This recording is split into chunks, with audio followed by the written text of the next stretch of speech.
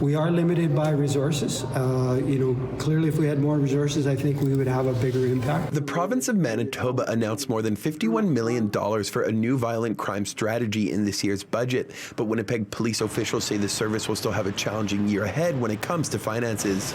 The Winnipeg Police Service is asking the city for more than $326 million in its preliminary budget allocation, but the service says that will still fall about $9 million short.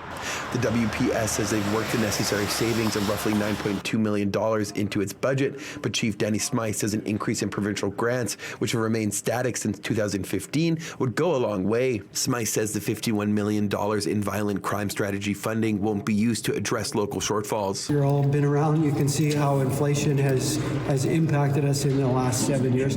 Yeah, it would be nice if they were able to certainly contribute to the rising costs, because those have been borne by the city, frankly. On Friday, police board members heard a list of escalating costs that will make staying on budget challenging. These include the need for 18 new 911 operators, collective bargaining negotiations, and replacing aging radio infrastructure. So the biggest challenge for us is people thinking it's just police, it's just police.